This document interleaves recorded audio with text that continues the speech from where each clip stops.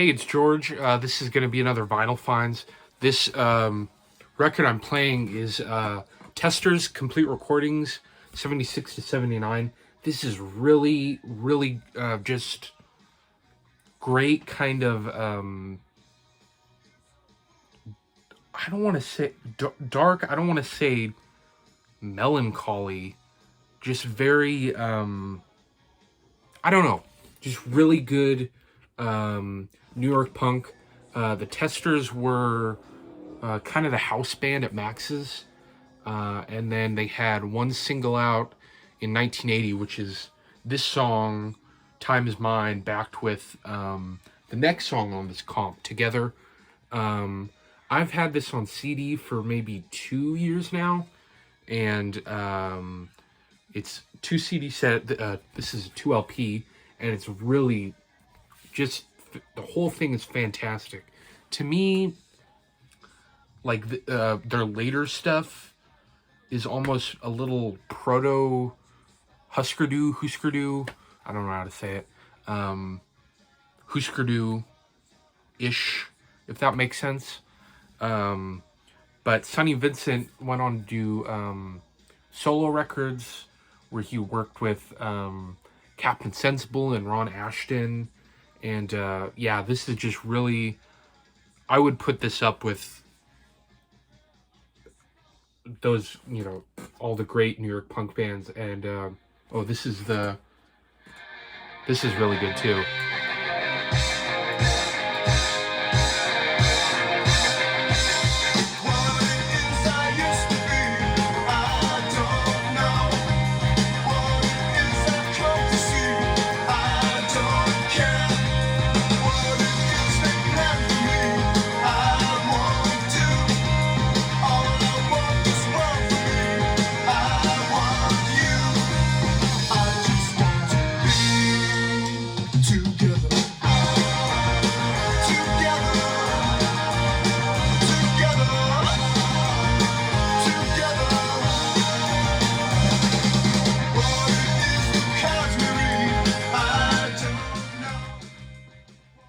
Anyway, this is really great stuff. They normally go for like, it's been out of print for a while, and it goes for like 70, 80 bucks on Discogs. And I found a copy on eBay that was about, I would say, less than half that price. And it is a little worn, it's got some creases and tiny bit of ring wear on the side, and some more there. And the vinyl is a little crackly between songs, but I'm just happy to have it, especially for the price. It's just, I think these guys are really underrated. I don't hear them get talked about much in the punk circle on the VC. So I think if you like punk, I mean, a lot of people, I would think, who are really into punk already know about this, but if you don't know about this, go listen to it. It's really good stuff. It's got the same label on every side, and there's just a number, which almost looks a little bootleggy, but it's official. So anyway, yeah, this is really, let me take this off. I'm trying to do needle drops, but I've tried to record this video a couple times before, and it just makes it like hard for me to think. So anyway, I might do more needle drops, we'll see. But I wanted to show this too. This is a bootleg VHS tape that I got, and it's the Cramps. I was given this, but someone was selling it originally for $15 in 1988. Or not 1988. 1998. But it's the Cramps live in Pittsburgh, Pennsylvania, August 21st, 1994. And then the Napa State Mental Institution show from 78. So I still haven't gotten to watch. I do watch VHS tapes. Surprise. But yeah, I'm looking forward to watching this. It's on, I thought it was going to be like on Target or something. I guess it was the Target stuff, like, Target video stuff official, or was it just kind of like, kind of dubious, you know? But this is definitely bootleg. Jack O'Malley video collection. Sure. Yeah, no, that's not official. But if someone knows if the Target video stuff was official, I guess I always kind of thought it was, but it always looks like homemade paper labels when I've seen people show that stuff. Anyway, you probably aren't super interested in that, so I'll show some actual records. These two I found out because of Cosmic Brian, and these are really great. These were $7 each on eBay. They're cheap on Discogs too, but that's just where I saw them. And that's Plastic Land. This is their first album from 1984. It's like a joint between Pink Dust and Enigma. It's on Pink Vinyl. Kind of a cool label there too. I don't know, maybe it's just me. I'm getting a little, I mean, I'm not trying to complain, but I'm getting a little tired of like every brand new reissue being on colored vinyl. I don't mind black vinyl. Anyway, this is, you know, like 80s garage psych revival. This one I don't like as much as their second one. I think the best song on this is probably the first song, Alexander. But this is a cool album. Nothing like you've never heard before. And I mean, it is 60s-y sounding, but it's still definitely an 80s record. And the other one from the same seller is their second album from 85, and this is a lot better. This kind of has that psyche garage thing, but it almost has not new wave, but like kind of like a little bit of a psychedelic furs kind of tinge to it. No Shine for the Shoes, Gloria Night. Side 2, you get Gloria Night Reprise. The Gingerbread House, which is kind of lyrically like incense and peppermint, just kind of odd imagery. But yeah, this is I think better than their first one. It's a really good record. It's got this hype sticker on the front that says Plastic Land, Wonderful Wonderland, which is the name of the record. The new LP by America's premier psychedelic rock band. And that says Mesmerizing, credited to Brian Jones.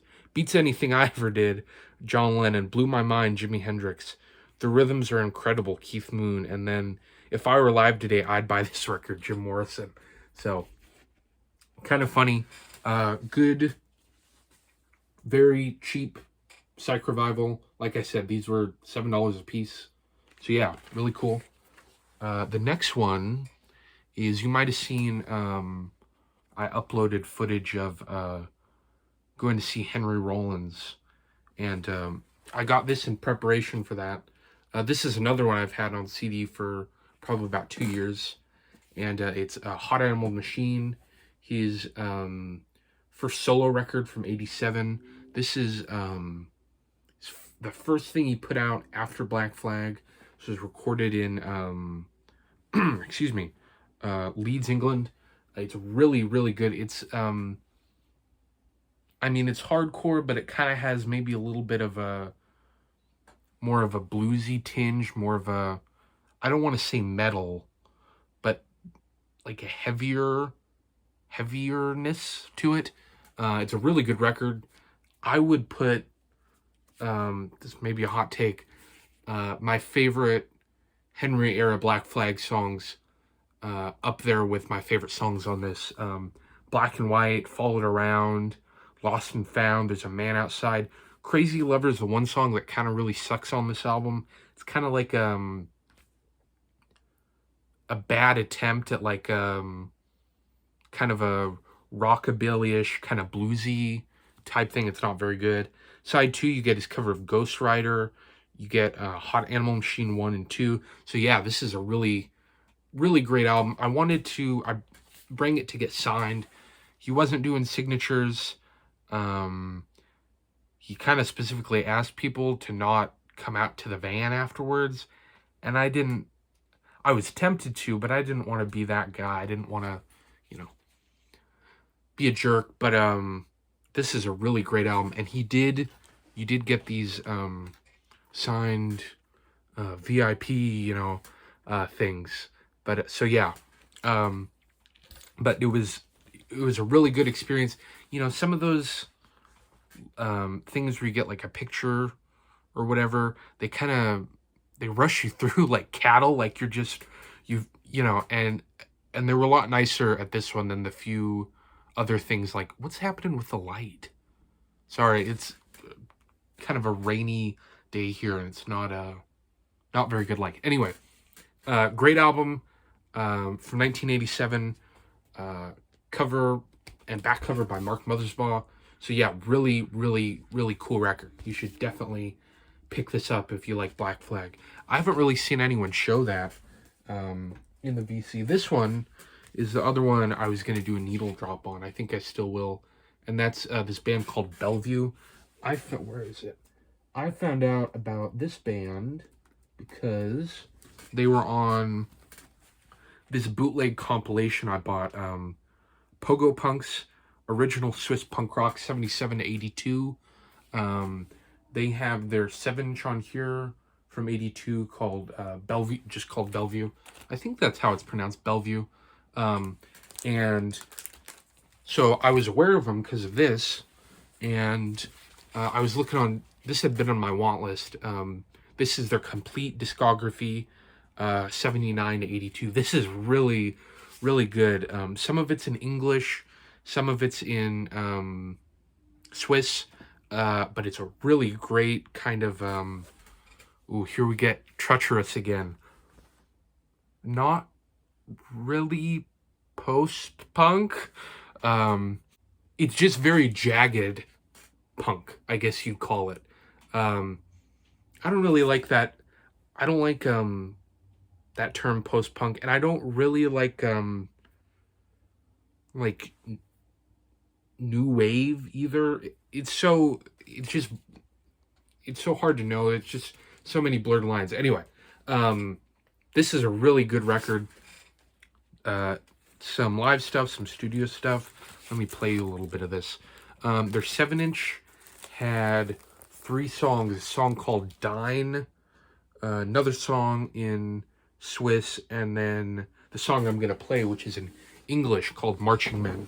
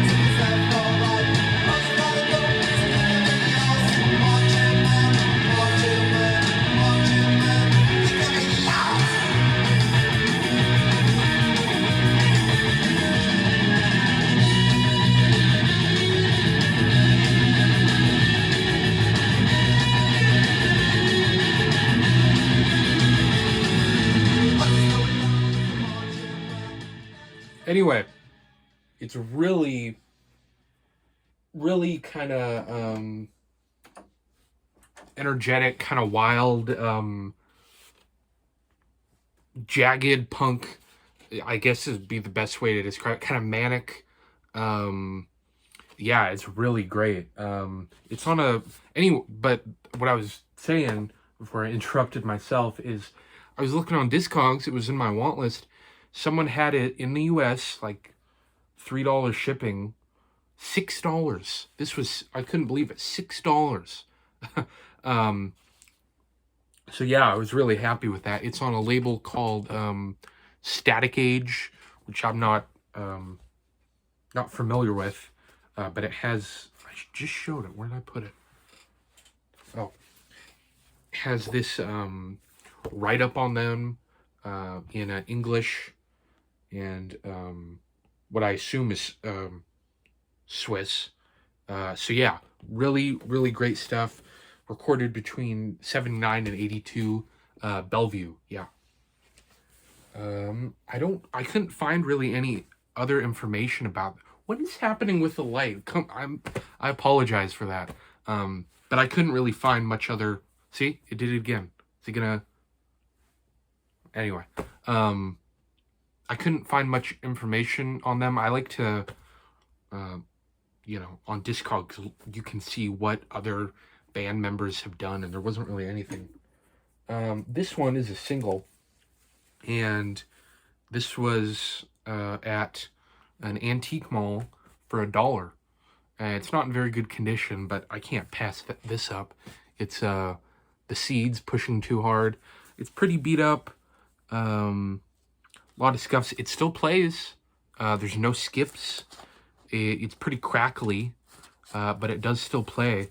So yeah, for $1, I think normally the median Discogs price was like 12 or 15, and I probably wouldn't have paid that much if I saw it in a record store. So it's a cool way of having it. There's a ton of different pressings of it, so it looks like an early press, but I'm not gonna look if it's an original. Only two more. Sorry about the light again. This is a band called Christ Child. This came out in 77. This is pretty weird because it's on Buddha Records, if you can see that. It's basically, sorry, I got something in my tooth. It's basically like they did with, the bubblegum acts in the late 60s. It's not a real band. It's a bunch of studio musicians trying to do punk, and it's not really punk. It was a blind buy. It was very cheap, and I'd seen someone, I don't think even show it, maybe mention it before, and I thought it'd be interesting. I'll probably keep it because it's kind of an interesting footnote, and it's early. It's 77, but it's not very good. It has this whole write up on the back about how Christ Child are part of the new wave and are part of the musical revolution, and anyone who, it says on the back, anyone who really wants to feel total musical freedom will have to listen to what we are saying. Yeah. No, it's it's fun, it's interesting, it's not very good.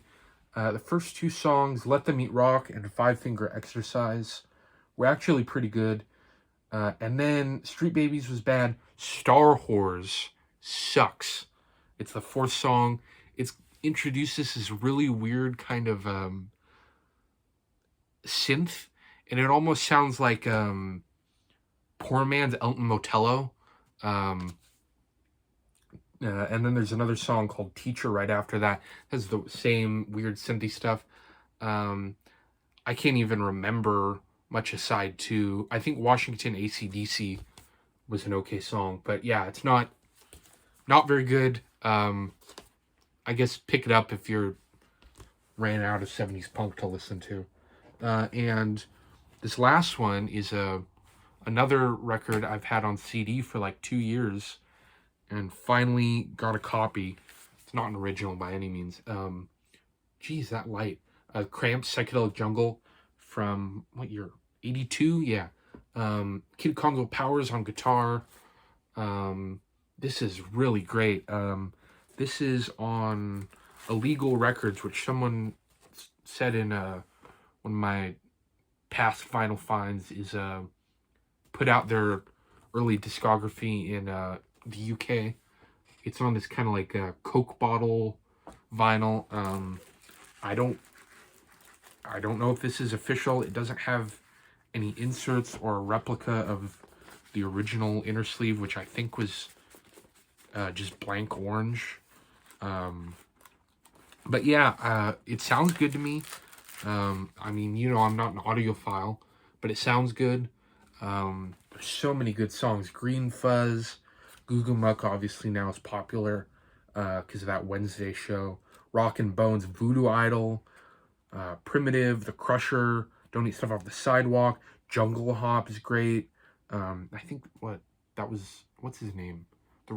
Tip Tyler, the rockabilly guy. The Natives Are Restless. So yeah, really, really awesome album. Happy to have it, even if it's not official. So anyway, the lighting is really messing with me. I did see Devo, which was amazing. They were really powerful, and I got this. I got this cool, cool tote bag, and got to meet Michael Pilmer. And yeah, it was the best show I've been to. Anyway, oh, and I caught Boogie Boy at the end during Beautiful World, opened up his fanny pack and threw bouncy balls out into the audience. So I didn't catch like any of their energy domes or God, that lighting, radiation suits, but I did get a Boogie Boy bouncing ball. So anyway, thanks for watching. I'll upload Devo footage probably today too. So anyway, thanks.